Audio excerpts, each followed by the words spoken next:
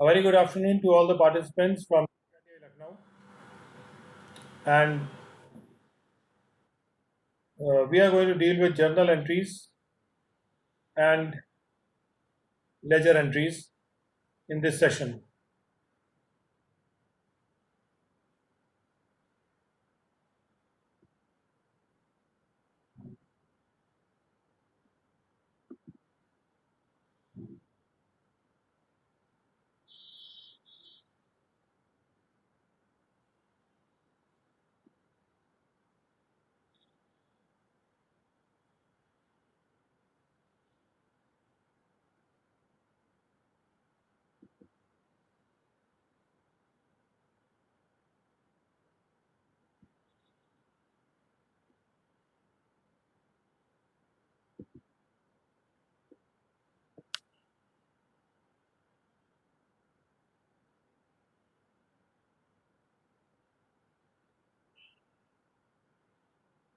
So starting with journal entries.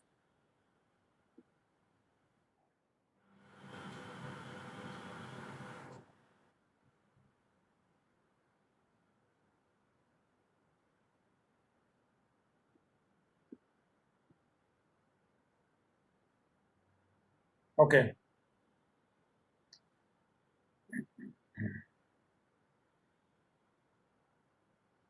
तो सबसे पहले हम ये कहना चाहेंगे कि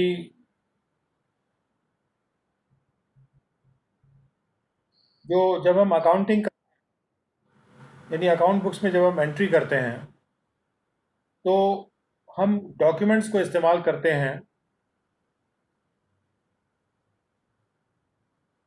जो कि जिसमें फाइनेंशियल रिकॉर्ड्स होते हैं और ऐसे डॉक्यूमेंट जो कि ट्रांजैक्शंस के लिए एविडेंस का काम करते हैं, जैसे सेल बिल हुआ, परचेज बिल हुआ, क्रेडिट नोट हुआ, डेबिट नोट हुआ,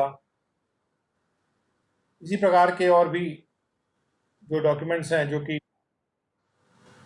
वित्तीय रिकॉर्ड होते हैं और वो सबूत होते हैं इस बात के कि कोई ट्रांजैक्शन हुआ है या कोई इवेंट हुआ है। क्योंकि बुक्स ऑफ अकाउंट्स में या बही खातों में हम एंट्री करते हैं ट्रांजैक्शंस और इवेंट्स की,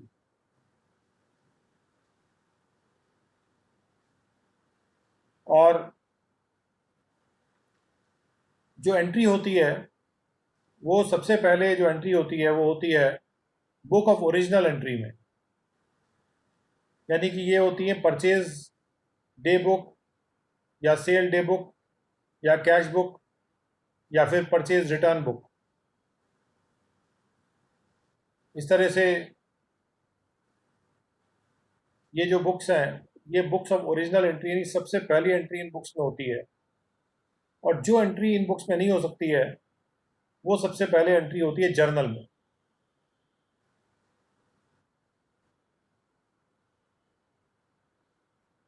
उसके बाद कुछ ऐसे भी अकाउंट्स होते हैं जहाँ पर फर्स्ट एंट्री होती है, मतलब जहाँ पर एंट्री जाती है इन बुक्स ऑफ ओरिजिनल एंट्री से, और उनको हम कहते हैं लेजर अकाउंट्स।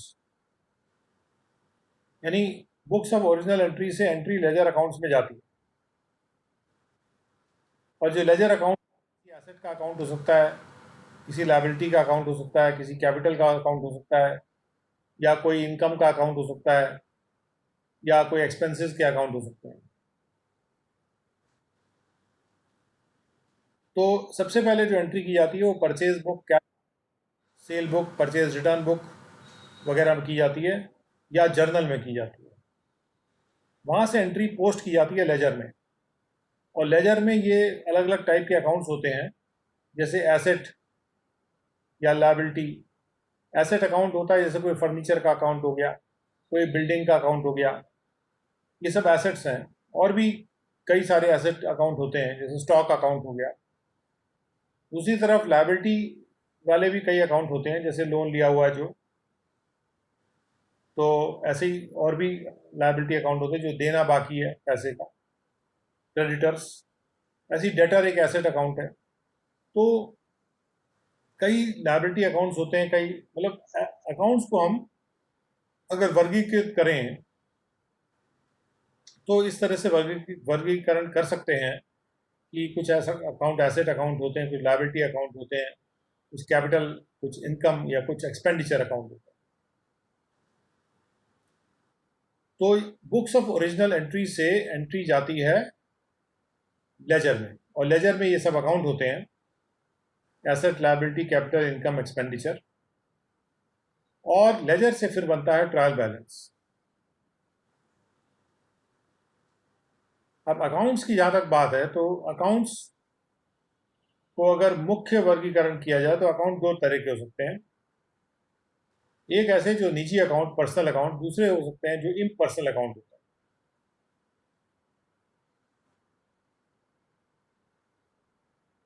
ये तो इसका एक ओवरव्यू। डबल एंट्री की क्यों जाती है? सबसे इंपॉर्टेंट बात समझने की यह है कि डबल एंट्री की क्यों जाती है। यानी कि जब हम डबल एंट्री करते हैं तो डबल एंट्री क्यों करते हैं, सिंगल एंट्री से हम क्यों नहीं संतुष्ट होते हैं। तो यदि ये जो पेज आप देख रहे हैं इसके बीच में मैं एक लाइन खींच दूं, वर्टिकल लाइन खींच दूं, और इस वर्टिकल लाइन के बाएं तरफ मैं जो है एक 100 रुपए की, और दाएं तरफ भी एक 100 रुपए की एंट्री करूं, तो मैं देखता हूं कि दोनों तरफ की साइड बैलेंस हो गई। मैंने देखा है कि अगर मैं कोई भी ट्रांजैक्शन को दो तरीके से एंटर करता हूं, एक बाएं तरफ और एक दाएं तरफ, तो मेरे अकाउंट्स बैलेंस रहते हैं, और इससे मुझे मोरलेस ये श्योरिटी रहती है कि अगर मेरे अकाउंट्स अगर सारे बैलेंस्ड हैं तो वो सही भी होंगे अरिथमेटिकली अगर देखा जाए तो इससे मुझे क्रॉस चेक मिलता रहता है कि हाँ ये मेरा अकाउंट सही है, क्योंकि मैं बाई साइड में एंट्री एक अकाउंट में करता हूँ और दाएं साइड की एंट्री मैं किसी दूसरे अकाउंट में करता हूँ। दोनों एंट्री एक ही अकाउंट में हमेशा नहीं करता मैं। हो सकता है कि कभी मैं दोनों एंट्री एक ही अकाउंट में कर लूँ, या दोनों एंट्री एक अकाउंट के एक ही साइड में भी कर सकता हूँ मैं। और कई बार ऐसा भी हो सकता है कि लेफ्ट साइड की एंट्री मैं किसी और अकाउंट में करूँ, राइट साइड की एंट्री किसी और अकाउंट में करूँ। तो किसी तरह से भी मैं एंट्री करूँ तो मेरे दोनों साइड बैलेंस हो जाती है, और इससे मुझे कंफर्मेशन होता रहता है कि मेरा अकाउंट जो अरिथमेटिकली सही है।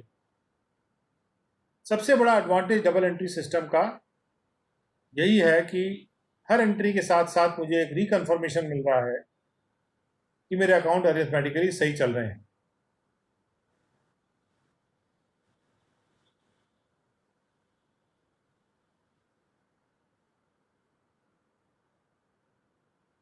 अब आते हैं कि डेबिट और क्रेडिट पे आते हैं कि जब हम दो एंट्री करते हैं तो एक एंट्री को हम कहते हैं डेबिट और एक एंट्री को हम कहते हैं क्रेडिट।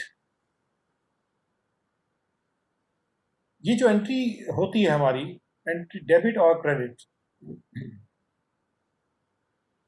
ये इस प्रकार से होती है कि हमेशा हमारे एसेट जो हैं वो लायबिलिटी प्लस कैपिटल के बराबर होने चाहिए।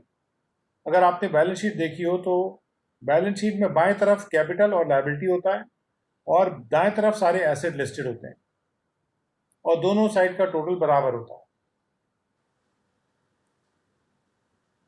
क्योंकि हम जो हमने कैपिटल इन्वेस्ट किया और जो हमारी अभी देनदारियां हैं, कुल मिला के उससे हम एसेट क्रिएट करते हैं। तो इसलिए एसेट हमारे जो हैं वो हमेशा लायबिलिटी प्लस कैपिटल के। जब भी हम कोई एंट्री करते हैं उसको हम ऐसे इमेजिन करें अगर कि उसको इस रूप में देख पाए अगर हम कि asset equal to liability plus capital, तो इससे हमको और ट्रिपल कॉन्फर्मेशन मिलता रहता है कि हमारी जो एंट्रीज हैं वो सही हो रही हैं।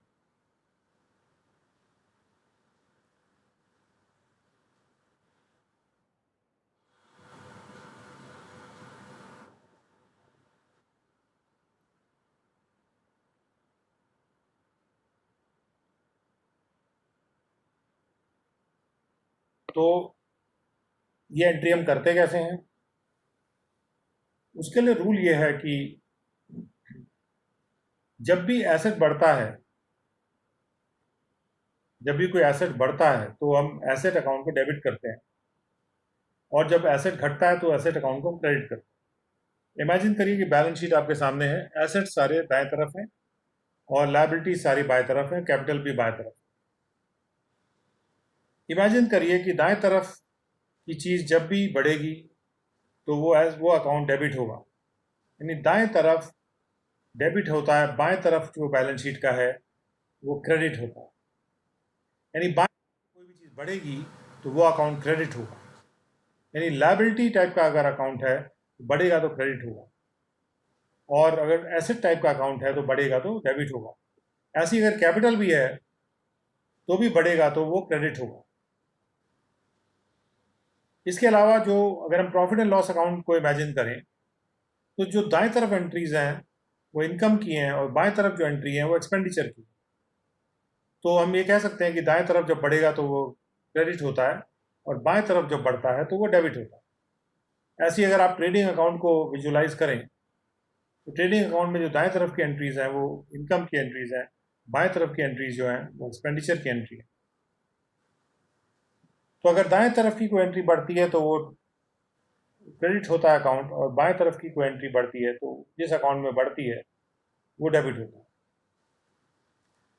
तो इससे ये रूल निकल के आते हैं कि एसेट अकाउंट, अगर एसेट कोई बढ़ता है, जैसे फर्नीचर बढ़ा, हमने फर्नीचर खरीद लिया, तो फर्नीचर अकाउंट में हम को डेबिट करेंगे। कहने का मतलब ये है कि फर्नीचर अकाउंट में जितने का फर्नीचर हमने लिया है, मान लीजिए 100 रुपये का लिया है, तो 100 रुपये डेबिट साइड में लिख देंगे फर्नीचर के अकाउंट के। इसी के विपरीत अगर लायबिलिटी बढ़ती हैं तो लायबिलिटी का अकाउंट क्रेडिट हो जाता है। अगर कैपिटल बढ़ता है तो क्रेडिट होता है। ऐसे ही जब एक्सपेंसेस बढ़ते हैं तो डेबिट होते हैं, जब इनकम या रेवेन्यू बढ़ता है तो क्रेडिट होता है। तो ये जो रूल्स हैं, इन रूल्स को चाहे आप फोटो खींच लीजिए, चाहे कैसे इसको डॉक्यूमेंट में भी देख सकते हैं, जो डॉक्यूमेंट हम पढ़ रहे हैं। These are basic rules of debit and credit. और जैसे मैंने बताया कि जब भी कोई ट्रांजैक्शन होता है तो एक डेबिट होता है, क्रेडिट होता है। अब सवाल ये उठता है कि हर ट्रांजैक्शन को हम दो पार्ट में कैसे डिवाइड कर पाते हैं। हम इस प्रकार से इसको डिवाइड कर पाते हैं कि हर ट्रांजैक्शन के दो पहलू होते हैं। एक चीज में कमी आ रही है तो दूसरी चीज में बढ़त आ रही है। जैसे मैं कहूं कि मैंने कुछ परचेज किया, तो परचेज करने पर क्या हो रहा है, अगर आप परचेज करने की प्रक्रिया को देखें, अगर मैं कैश परचेज कर रहा हूं या बैंक परचेज कर रहा हूं, यानी कि मैंने कैश दिया या चेक दिया और माल ले लिया, तो यहां पे क्या हो रहा है कि मेरा कैश कम हो रहा है, मेरा कैश कम हो रहा है और मेरा माल बढ़ रहा है।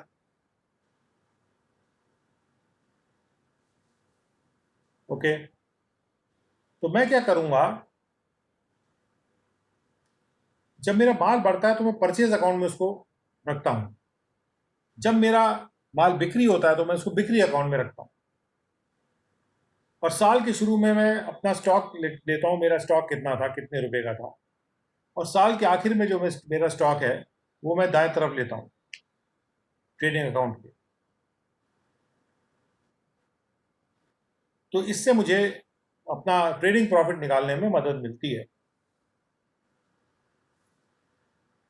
इसके अलावा अगर और कोई ट्रांजैक्शन देखें, मान लीजिए कि मैंने बिजनेस में एक प्रीमाइस खरीद लिया हुआ है, वो रेंट पे लिया हुआ है, तो मैं क्या कर रहा हूं, ऐसे में रेंट दे रहा हूं। जब मैं रेंट दे रहा हूं तो मेरे कौन से दो अकाउंट हैं जिस पे असर पड़ेगा। सबसे पहली बात यही सोचनी है हमको कि कौन से वो दो अकाउंट है जिस पे असर पड़ेगा। जब मैं रेंट दे रहा हूं तो रेंट मेरा जो एक रेंट अकाउंट है जो प्रॉफिट एंड लॉस के एक्सपेंडिचर साइड में आता है, यानी मेरे एक्सपेंडिचर अकाउंट में जाएगा वो रेंट। तो यानी कि मेरा जो रेंट अकाउंट है, जो एक्सपेंडिचर का पार्ट है, वो बढ़ेगा।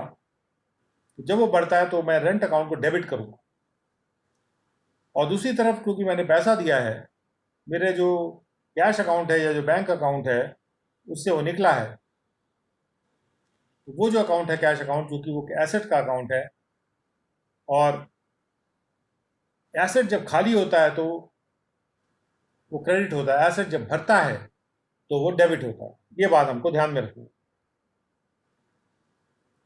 तो अगर मेरा कैश निकल गया तो मेरा कैश अकाउंट क्रेडिट हो जाएगा। राशि दोनों एक रहेगी, डेबिट और क्रेडिट की, क्योंकि कैश निकला, मान ली 500 रुपये, और 500 रुपये रेंट मैंने दे दिया, तो रेंट अकाउंट डेबिट हो जाएगा 500 रुपये से, और कैश अकाउंट क्रेडिट हो जाएगा 500 रुपये से। एक होगी डेबिट एंट्री और दूसरी होगी क्रेडिट एंट्री। यानी हर ट्रांजेक्शन या हर इवेंट के लिए मैं दो एंट्री करूंगा, और साथ साथ मेरे को दोनों साइड मेरी बैलेंस होती रहेगी, तो मुझे कंफर्मेशन रहेगा कि मैं जो कर रहा हूं वो सही कर रहा हूं।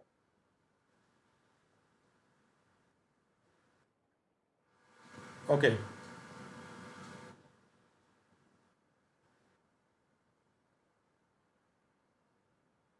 हालांकि जब भी ट्रांजेक्शन्स होते हैं, एक और कंफर्मेशन हम कर सकते हैं कि इक्विटी प्लस लायबिलिटी एसेट के बराबर है कि नहीं। जितनी भी इक्विटी जो लायबिलिटी है, क्योंकि बैलेंस शीट मेरी हमेशा मैच करनी चाहिए। अगर ये बीच बीच में मैं चेक कर ले रहा हूँ कि मेरी इक्विटी प्लस लायबिलिटी एसेट के बराबर है, तो इसका मतलब मैं रिलेटिवली श्योर हूँ कि मेरे अरिथमेटिकल एक्यूरेसी पूरी बनी हुई है। अब जैसे मान लीजिए कि किसी भी पीरियड के एंड में मैंने इन्वेंट्री ली स्टॉक की, और पता चला कि 2500 रुपये मेरे 2500 रुपये का मेरे पास स्टॉक है हैंड में, और मुझे पता चला मेरा कैश 2000 रुपये है। उस वक्त मेरे ट्रेड पेबल्स 500 रुपये के थे, बैंक लोन इतने का था, 1000 का, और इंटरेस्ट प्रॉपर्ली पे किया जा रहा, बैंक लोन इतना बचा हुआ है। फर्नीचर मेरा 800 रुपये का है इस वक्त, जबकि मैंने 200 रुपये लॉस के लगा रखे हैं, क्योंकि उसका इस्तेमाल हुआ था फर्नीचर का। तो ये इस टाइम पे जब मैं इन्वेंट्री लेता हूँ, उस टाइम पे एसेट मेरे 800 के हैं, करंट एसेट मेरे 2500 के हैं, क्योंकि मेरा स्टॉक है, और मेरा जो कैश है वो 2000 है। कुल मिला के मेरे जो एसेट्स हैं 5300 के हैं। किसी भी पर्टिकुलर डे को, किसी पर्टिकुलर टाइम को, asset should be equal to liability plus capital, ये इंश्योर कर लेना है हमको। Of course this is a double check.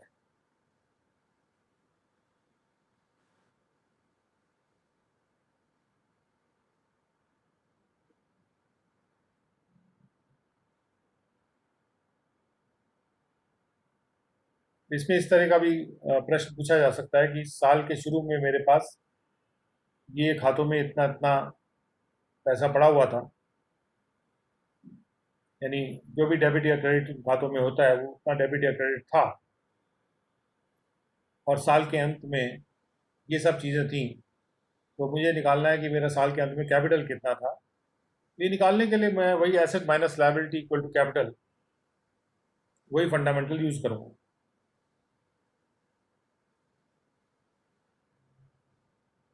तो उसको यूज करके मैं अपने इक्वेशन में लगाऊंगा। तो मैंने निकाल लिया कि मेरा इक्विटी 51,000 थी, और आप देख सकते हैं कि 51,000 मेरा कैपिटल था, इक्विटी कैपिटल। बाद में मेरा इक्विटी कैपिटल कितना रह गया वो मुझे निकालना है। तो पहले कितना था, प्लस इसमें मैं जोड़ूंगा लायबिलिटीज़, और लायबिलिटीज़ के लिए मैं लोन और ट्रेड पेएबल मैंने जोड़े, तो लायबिलिटीज़ टोटल आ गई। लोन प्लस लायबिलिटीज़ को मैंने जोड़ा, वो फिक्स्ड एसेट्स के बराबर होना चाहिए, मतलब एसेट्स के बराबर होना चाहिए। तो मैंने एसेट्स को टोटल कर लिया, वो 68,200 का आ रहा है। देखा कि इससे इस इक्वेशन के हिसाब से मेरा इक्विटी प्लस लायबिलिटी एसेट के बराबर हो गया।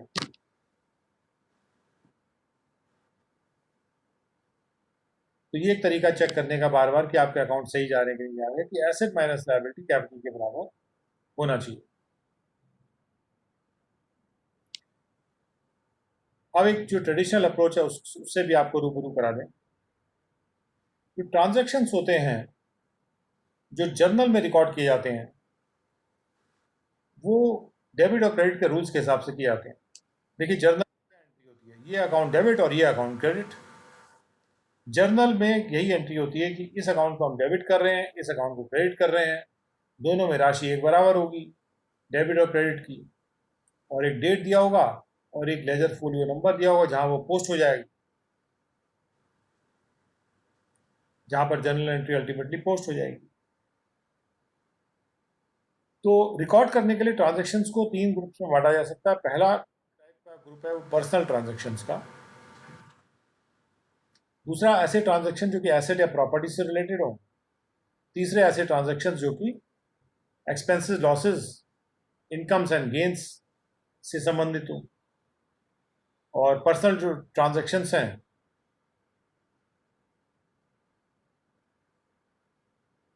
और इस प्रकार से मैं ट्रांजेक्शन्स को 3 पार्ट्स में डिवाइड किया जा सकता है। जो पर्सनल ट्रांजेक्शन है एक तरह से वो जैसे कैपिटल ट्रांजेक्शन होता है, कैपिटल का एडिशन, वो सब पर्सनल ट्रांजेक्शन हुआ। उसके बाद हम अकाउंट्स को क्लासिफाई भी कर सकते हैं, और जैसे हम कहते हैं एक टाइप के अकाउंट होते हैं पर्सनल अकाउंट, दूसरे होते हैं इम्पर्सनल अकाउंट। तो जो पर्सनल अकाउंट हैं वो ह्यूमन बींग्स के अपने अपने अकाउंट हैं, और जो कुछ ऐसे भी लीगल पर्सनल भी हो सकते हैं अकाउंट, जैसे गवर्नमेंट का अकाउंट या किसी कंपनी का अकाउंट या क्लब का अकाउंट। और कुछ होते हैं रिप्रेजेंटेटिव पर्सनल अकाउंट जो कि पर्सनल अकाउंट के रूप में दिखाए जाते हैं लेकिन वो होते नहीं किसी पर्सन के नाम पे।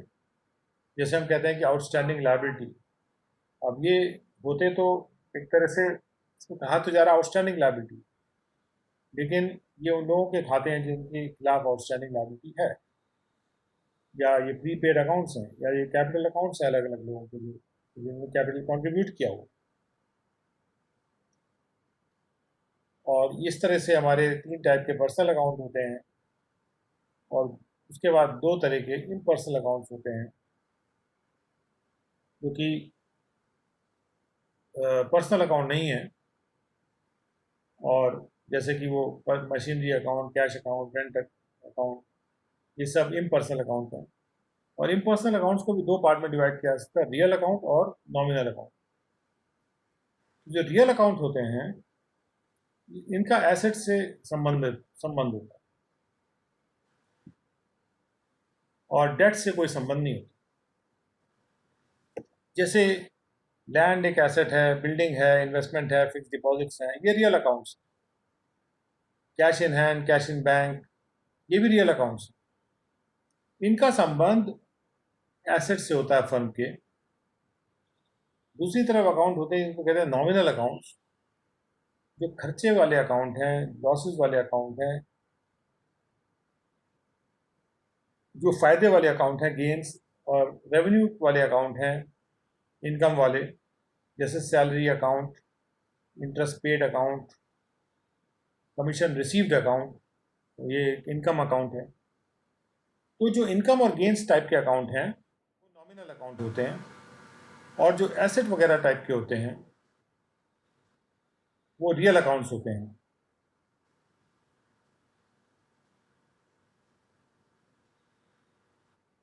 और तीसरे अकाउंट जो होते हैं वो होते हैं, दूसरे टाइप के अकाउंट होते हैं पर्सनल अकाउंट्स। जो भी लायबिलिटीज जैसे हैं तो पर्सनल अकाउंट में आ जाएंगी वो।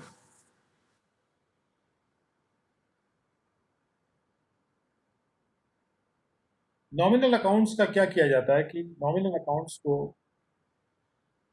प्रॉफिट एंड लॉस अकाउंट में ले जाते हैं और वहाँ पे उनको रख देते हैं, और वहाँ से प्रॉफिट एंड लॉस अकाउंट का बैलेंस निकाला जाता है जो फाइनली फिर कैपिटल अकाउंट में जाके क्रेडिट होता है अगर प्रॉफिट हुआ है, अदरवाइज डेबिट होता है। तो नॉमिनल अकाउंट्स टेम्पररी नेचर के हैं, ये बात समझने वाली है। Nominal accounts are of temporary nature. उनका केवल पर्पस ये है कि जाके प्रॉफिट एंड लॉस अकाउंट में बैठ जाना और वहाँ का जो बैलेंस दे देना जो कैपिटल अकाउंट में जाएगा। अल्टीमेट अकाउंट जो है बनने वाला है वो है बैलेंस शीट, क्योंकि अल्टीमेटली सारी एंट्रीज वहीं जा रही हैं बैलेंस शीट। और बैलेंस शीट किसी एक डेट में या एक टाइम पे ये आपको बता सकता है कि इस वक्त आपकी वित्तीय स्थिति क्या है।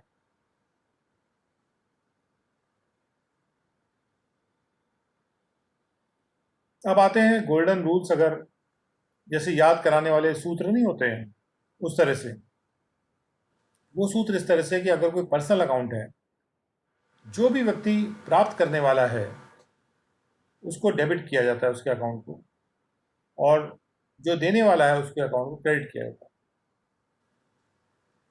और जहाँ तक रियल अकाउंट का की बात है, जो जो आता है अंदर वो डेबिट होता है, यानी कि जब कोई what comes in is debited, what goes out is credited. और जो नॉमिनल अकाउंट्स हैं वो एक्सपेंसेस और लॉसेस के अकाउंट्स होते हैं। जब भी कोई एक्सपेंस या लॉस होता है, या इनकम या गेन के अकाउंट से, जब जब भी कोई एक्सपेंस या लॉस होता है तो ये अकाउंट डेबिट होते हैं। जब भी कोई इनकम या गेन्स होता है तो वो अकाउंट क्रेडिट होता है।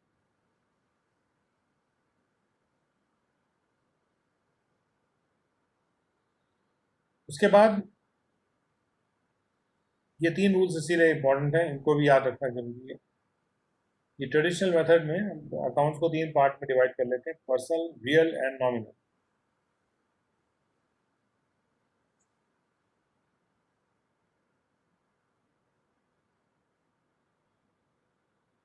और जो मॉडर्न सिस्टम है, जैसे मैंने आपसे अभी डिस्कस किया कि एसेट टाइप के अकाउंट, लायबिलिटी टाइप के अकाउंट, कैपिटल, रेवेन्यू या इनकम एंड एक्सपेंडिचर टाइप के अकाउंट, और एक फाइनल टाइप का अकाउंट ड्राइंग अकाउंट। ये सभी अकाउंट जो हैं इनके बारे में लिखा है कि जब ये बढ़ते हैं तो ये डेबिट होते हैं या क्रेडिट होते हैं।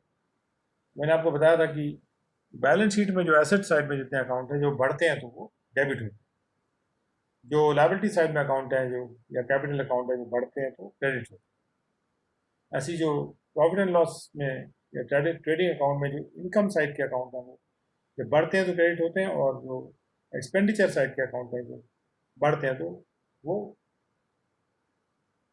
डेबिट होते हैं। तो किसी भी अकाउंट के बारे में हमें यह पता होना चाहिए कि वो एसेट अकाउंट है या लायबिलिटी अकाउंट है या एक्सपेंडिचर अकाउंट है या रेवेन्यू अकाउंट है, किस टाइप का अकाउंट है। बस ये बात आपको पता होनी चाहिए। तो मैंने आपको जैसे कहा कि सबसे पहले एंट्री की जाती है परचेज बुक में और सेल बुक में, या परचेज रिटर्न बुक में, या सेल रिटर्न बुक में, या कैश बुक। देखिए, कैश बुक में एंट्री क्या की जाती है? जब भी कैश आता है या कैश जाता है उसकी एंट्री कैश बुक में होगी। जैसे मान लीजिए कि मैंने कुछ परचेज किया तो कैश आ गया, सॉरी कैश चला गया, तो वहां पे मैं एंट्री करूंगा कि मेरा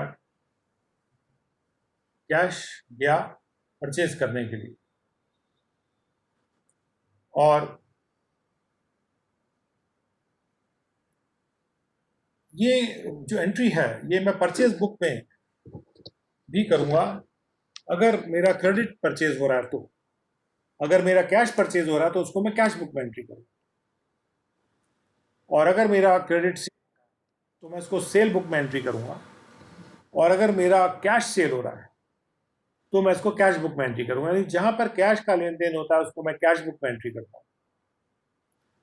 तो ये सारी की सारी जो बुक्स हैं, इन सब में कोई अगर ट्रांजेक्शन नहीं जा पा रहा है तो वो ट्रांजेक्शन सीधे जर्नल में जाएगा। जैसे कोई एसेट अकाउंट में बढ़ोतरी हो रही है, जैसे फर्नीचर मैंने लिया, तो मैं जानता हूं कि ना वो सेल है मेरे गुड्स का, ना परचेज है मेरे गुड्स का,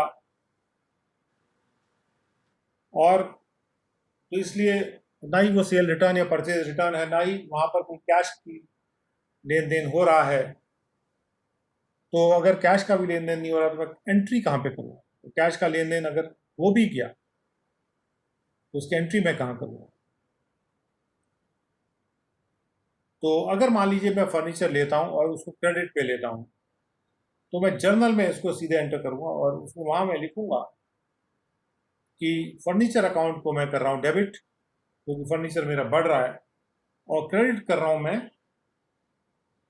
उस व्यक्ति के अकाउंट को जिसने मुझे फर्नीचर बेचा। इस तरह से जर्नल एंट्री होगी। और अगर मैंने उसको कैश में खरीदा है तो मैं कैश अकाउंट को क्रेडिट करूंगा और फर्नीचर अकाउंट को डेबिट करूंगा। उस केस में बैलेंस शीट में कैश अकाउंट भी राइट साइड में आता है, तो वो एसेट अकाउंट है। तो एसेट साइड में एक अकाउंट डेबिट हो जाएगा, एक क्रेडिट हो जाएगा, और मुझे सुविधा हो जाएगी। तो जर्नल में कॉलम इस तरह से होते हैं, डेट होता है, पर्टिकुलर पर्टिकुलर मतलब किस ट्रांजैक्शन की एंट्री की जा रही है, और लेजर फोलियो मतलब जहाँ पे वो लेजर में जिस पेज पे जाएगा, और यदि वो डेबिट है तो इधर, या क्रेडिट है तो इधर आ जाएगा।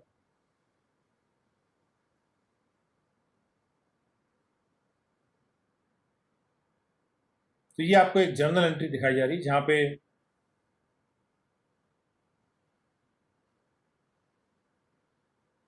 जर्नल में एंट्री की जा रही है यहाँ पे, और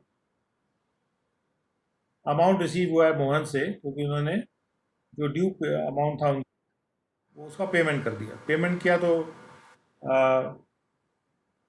मोहन का अकाउंट हमने क्रेडिट कर दिया, क्योंकि पैसा हमारे बैंक में आया था, तो बैंक अकाउंट हमने डेबिट कर दिया। बैंक अकाउंट भी नहीं, एसेट साइड, एसेट अकाउंट।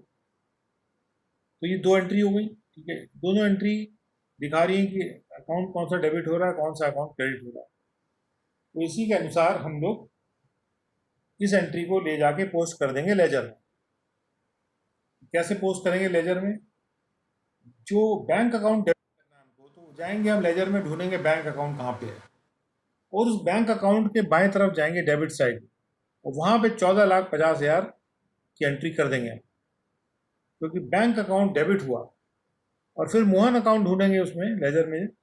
जब मोहन अकाउंट मिल जाएगा उसमें, वहां पे हम क्रेडिट साइड में 14,50,000 की एंट्री कर देंगे। ये अमाउंट मोहन से रिसीव हो गया।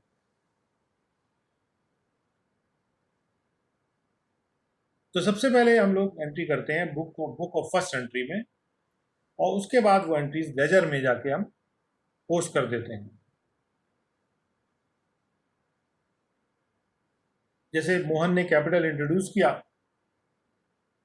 तो अब जर्नल में लिखेंगे कि कैपिटल अकाउंट क्रेडिट और बैंक अकाउंट डेबिट, क्योंकि बैंक अकाउंट में पैसा आ गया। कैपिटल अकाउंट क्रेडिट कर देंगे, और इस प्रकार से मोहन ने कैपिटल इंट्रोड्यूस कर लिया। क्योंकि कैपिटल अकाउंट बैलेंस शीट में बाएं तरफ है, तो अगर वो बढ़ता है तो क्रेडिट होता है।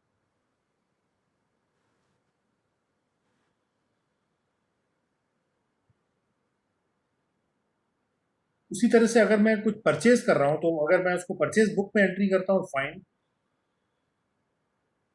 और वहां से एंट्री चली जाएगी सीधे लेजर में, पोस्ट हो जाएगी। जो भी परचेज का अकाउंट का बैलेंस है वो लेजर में पोस्ट हो जाएगा, या जो भी एंट्री की जा रही है वो परचेज अकाउंट की, वो लेजर में, परचेज बुक से लेजर में पोस्ट हो जाएगी। परचेज बुक में मान लीजिए अपने परचेज रिकॉर्ड किया हुआ है, राम नारायण ब्रदर्स से परचेज है 10 लाख रुपए का, तो परचेज बुक में उसको एंटर किया जाएगा, राम नारायण ब्रदर्स 10 लाख। और इसी तरह से जितने भी परचेज होंगे, फाइनली वो सारे परचेज ऐड अप करके हम जो परचेज अकाउंट है हमारा लेजर में, वहाँ पे हम एंट्री करते जाएंगे। यानी बार बार वहाँ पे डेबिट एंट्री होगी परचेज अकाउंट में। और जब भी हम कोई डेबिट करेंगे तो साथ में क्रेडिट भी जरूर करते हैं।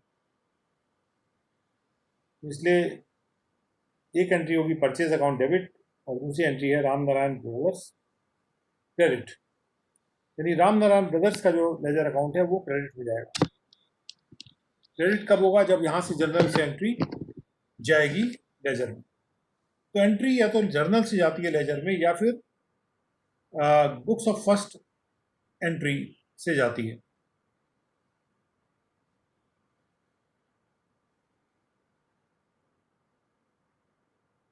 अब यहाँ पे जैसे बीच बीच में हम अगर एग्जांपल लेते हैं, तो एक चेक रिसीव हुआ रमेश से 13 लाख रुपए।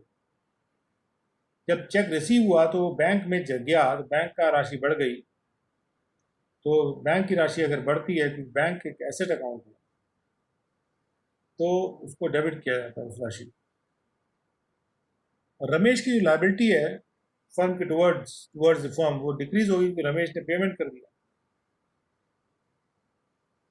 क्योंकि अब जितना पेमेंट उसको करना था उसने कर दिया। तो इसलिए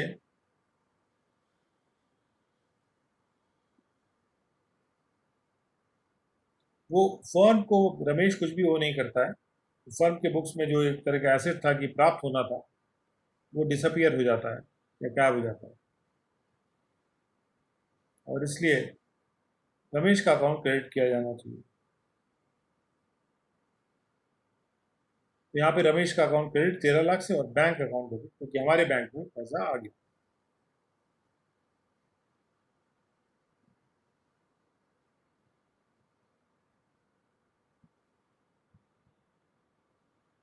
तो इस तरह से मैंने आपको दो अप्रोचेस बताई हैं इसमें। तो अकाउंटिंग इक्वेशन अप्रोच है, दूसरी ट्रेडिशनल अप्रोच।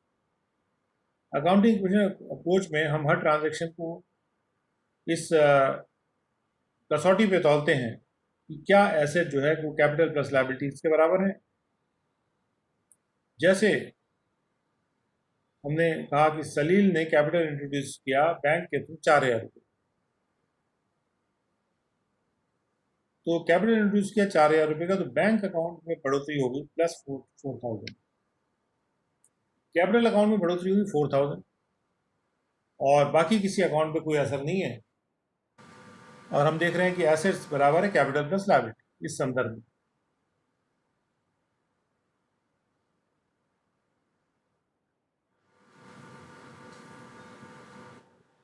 तो जो एंट्री होती है इस प्रकार से जर्नल में एंट्री होती जा रही है। जैसे ट्रेडिशनल अप्रोच को अगर हम देखें, 4,000 रुपये इंट्रोड्यूस किए गए बैंक के थ्रू प्रोपराइटर के द्वारा। बैंक में पैसा आ गया, तो बैंक अकाउंट जो एक पर्सनल अकाउंट है उस पर ये रूल चलता है, डेबिट द रिसीवर।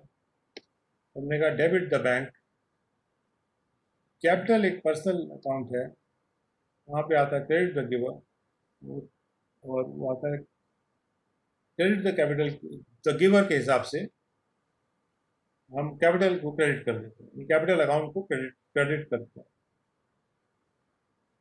तो दिस इज ट्रेडिशनल अप्रोच, जिसमें अकाउंट्स को पर्सनल, रियल और इस तरह से डिवाइड किया जा रहा है।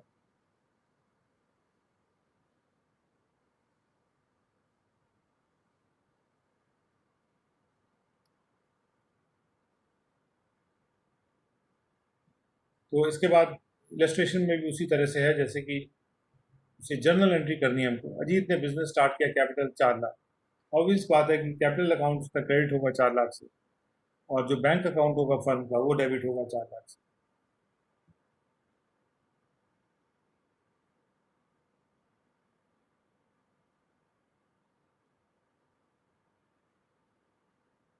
तो this is the traditional approach, जहाँ पे अकाउंट्स को हम रियल, पर्सनल और नॉमिनल में डिवाइड करते हैं, और उसके अनुसार वो फॉर्मूला लगाते हैं जो प्रत्येक टाइप के अकाउंट पे लगता है, और उससे हिसाब से डेबिट क्रेडिट कर लेते हैं। सिंपलेस्ट अप्रोच इज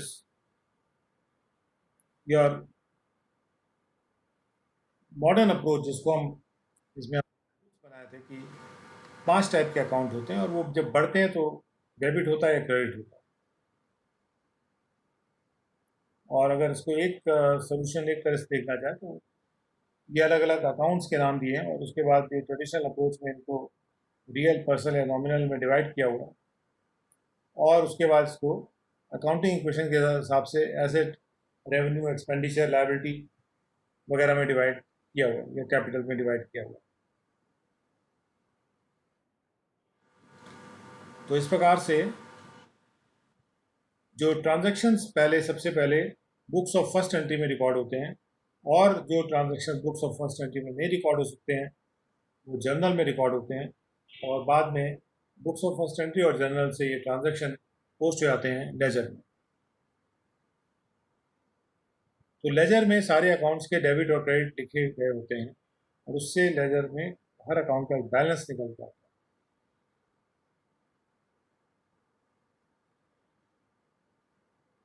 वो बैलेंस जो है अल्टीमेटली जाके ट्रायल बैलेंस में रिफ्लेक्ट होता है।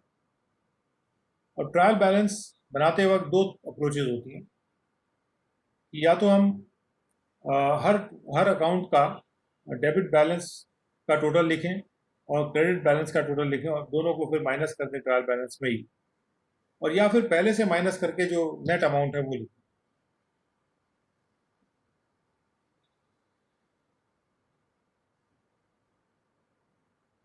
तो मैंने आपको अभी जर्नल एंट्री और बुक्स ऑफ फर्स्ट इंस्टेंस जो होते हैं, सब्सिडरी बुक्स भी उनको कहा जाता है, उसमें कैसे एंट्री होती है वो दिखाया। लेजर अकाउंट जब बनता है तो उसमें दोनों साइड में चार चार कॉलम होते हैं, date, particular, journal folio and amount. Journal folio मतलब किस जर्नल के पेज से वो एंट्री आ रही है। जैसे मैंने जर्नल के पेज पे एंट्री कर रखी है, बैंक अकाउंट डेबिट 200, तो मैं बैंक अकाउंट में जाऊंगा, बैंक अकाउंट ढूंढूंगा लेजर में, और उसके डेबिट साइड में 200 रुपये अमाउंट में डाल दूंगा, और उसी से संबंधित पर्टिकुलर्स और लेजर फोलियो और जर्नल फोलियो वगैरह मैं डाल दूंगा। इस प्रकार से हर अकाउंट में की एंट्री लेजर में आएगी, और अल्टीमेटली लेजर में हर अकाउंट का बैलेंस भी समझ में आएगा कितना है,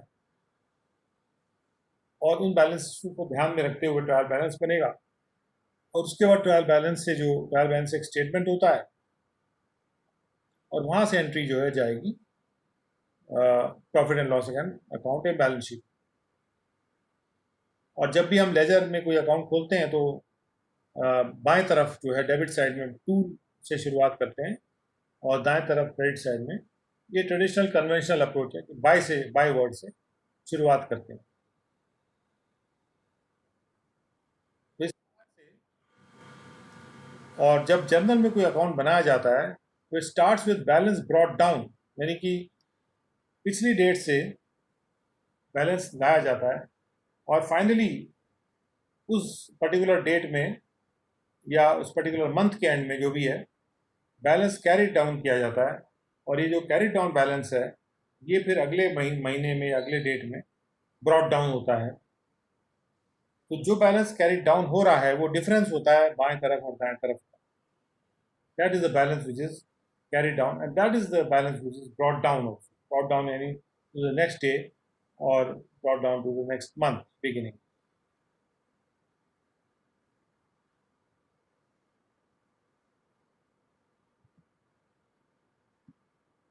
तो आप देख सकते हैं यहाँ पे इलस्ट्रेशन, अगर आप उसको देखना चाहें तो एक इलस्ट्रेशन हम ध्यानपूर्वक थोड़ा देखते हैं, और देखते हैं कि किस तरह से ट्रांजेक्शन इसमें लेजर में कैसे जा रहे हैं। तो हमें कहा जा रहा है अब लेजर अकाउंट बनाइए। अब लेजर अकाउंट बनाने के लिए क्या करना है, हमको ट्रांजेक्शन रिकॉर्ड करना पड़ेगा पहले जर्नल में, या फिर बुक ऑफ फर्स्ट इंस्टेंस में, या बुक ऑफ फर्स्ट एंट्री में। अच्छा, जर्नल में कोई भी लेजर में कोई भी अकाउंट है, उसकी शुरुआत होगी उसके ओपनिंग बैलेंस से या बैलेंस ब्रॉट डाउन से। तो जहां पर अगर डेबिट बैलेंसेस दे रखे हैं हमको, तो उसको हम बैलेंस ब्रॉट डाउन मानते हैं। तो जैसे हमको कई अकाउंट्स के यहाँ बैलेंसेस दे रखे हैं, ये सारे बैलेंसेस ब्रॉट डाउन है जहां से अकाउंट शुरू होता है, और बैलेंस कैरी डाउन पे अकाउंट बंद होता है। तो इसमें जो, हाँ, इस क्वेश्चन में जो एग्जांपल में हमको कुछ बैलेंसेस दिए हुए हैं, तो वो लेजर अकाउंट में सीधे एंट्री कर देंगे। उसके बाद हमें ट्रांजैक्शन दिए हैं, ट्रांजैक्शन को रिकॉर्ड करने के लिए हमको डबल एंट्री करनी है।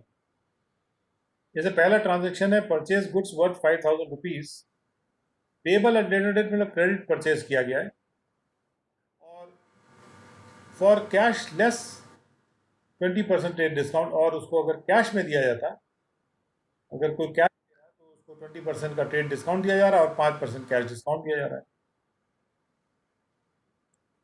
तो 5000 में से हम पहले 20% ट्रेड डिस्काउंट घटाएंगे, जो कि 4000 हो जाएगा, और 4000 में से 5% और घटाएंगे कैश डिस्काउंट, तो वो होता है 200 रुपये। तो 3800 रुपये का परचेज हम यहाँ रिकॉर्ड करेंगे, विच मीन्स 3800 रुपये से हम परचेज अकाउंट को कर देंगे डेबिट, और चूंकि हमने कैश दिया है तो कैश अकाउंट को कर देंगे क्रेडिट। उसके बाद अगर हमको 1980 रुपये प्राप्त हुए विजय से, और हमने उसको 20 रुपये डिस्काउंट दे दिया, इसका मतलब 2000 रुपये मिलने थे, 20 डिस्काउंट दे के 1980 मिल गया। तो इसकी जो एंट्री आएगी, क्योंकि हम किसी से प्राप्त कर रहे हैं पैसा, तो उसको उसके अकाउंट यानी विजय के अकाउंट को हमें क्रेडिट करना होगा, और अपने कैश बैंक अकाउंट को डेबिट करना होगा। उतनी ही राशि से। ऐसे ही जहाँ पे हम प्लांट खरीदते हैं मुकेश से 5,000 रुपये में, तो 5,000 रुपये हमको अपने कैश अकाउंट में डेबिट करना और क्रेडिट करना होगा, क्योंकि इतना कैश हमारा कम हो गया है, बैंक को क्रेडिट करना होगा और मुकेश को हमको डेबिट करेंगे, क्योंकि पेमेंट अगर इमीडिएटली नहीं हुआ तो। और 100 और 200 रुपये तुरंत दिए गए हैं, तो 100 और 200 से हम मुकेश को तुरंत ही डेबिट कर देंगे और क्रेडिट कर देंगे, सॉरी। अच्छा, हमने रहीम को गुड्स बेचे 600 रुपये के, इसमें क्या करेंगे? इसमें सेल हुआ है तो सेल अकाउंट क्रेडिट हो जाएगा और रहीम का अकाउंट डेबिट हो जाएगा, क्योंकि रहीम से पैसा अभी लेना बाकी है। अगर पैसा ले लिया जाता तो कैश अकाउंट डेबिट हो जाता।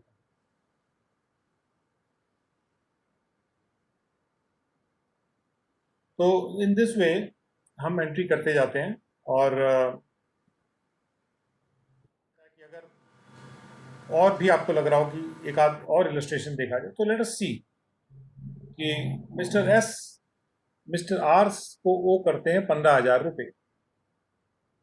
अगर ये एंट्री हमको दिखानी है और इसमें पूछा जा रहा है क्वेश्चन कि एस ने ये डेटा दिया था, एस ओनर है और ये रिक्वेस्ट कर रहा है कि हमें 2 पर्सनल अकाउंट बना दीजिए, एक मिस्टर एच का और एक मिस्टर आर का। तो जब हम कहते हैं मिस्टर एस ओज मिस्टर आर 15,000 रुपये, तो ये मिस्टर आर एस द्वारा दिया जाना है मिस्टर आर को, यानी कि वो उनकी लायबिलिटी है मिस्टर एस की। बुक्स चूंकि मिस्टर एस के हैं तो लायबिलिटी में एक अकाउंट होगा मिस्टर आर का। अब मिस्टर आर के अकाउंट में बैलेंस ब्रॉट डाउन आएगा 15,000। तो देखते हैं मिस्टर आर का जो अकाउंट है उसमें देखिए बैलेंस ब्रॉट डाउन आ रहा है 15,000 रुपये। और चूंकि ये क्रेडिट बैलेंस है, क्योंकि ये लायबिलिटी अकाउंट है। लायबिलिटी अकाउंट में कोई भी राशि होती है पॉजिटिव होती है तो वो क्रेडिटेड होती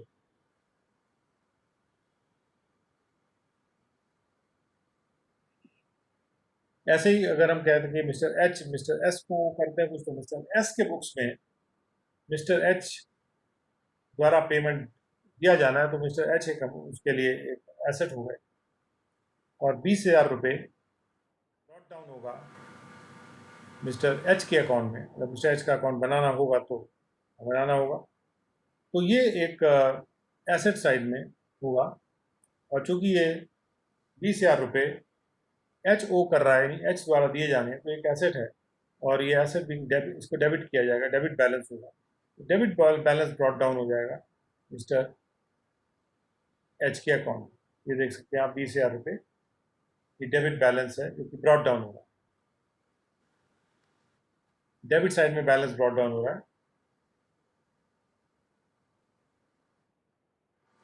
तो इस प्रकार से ये एंट्रीज आती जाती हैं। मिस्टर एस ने मिस्टर एच को गुड्स बेचे 30,000 रुपये के। ऑब्वियसली अगर मिस्टर एच का अकाउंट होगा तो मिस्टर एस की तो ये सेल हो गई, सेल अकाउंट उनका हो जाएगा क्रेडिट और डेबिट हो जाएंगे मिस्टर एच 30,000 रुपये से। आप देख सकते हैं मिस्टर एच डेबिट हो गए 30,000 रुपये से। और डिस्क्रिप्शन में वो अकाउंट का नाम लिखा जाता है जिसमें वो क्रेडिट एंट्री जाएगी। यहाँ तो डेबिट हो गया, एक क्रेडिट भी जा रहा है, तो जहाँ क्रेडिट जा रहा है सेल्स अकाउंट में क्रेडिट जा रहा है, तो टू सेल्स अकाउंट इस तरह से लिखा जाता है। So that was a revision of journal entry and ledger entry. And with that we come to the end of this session.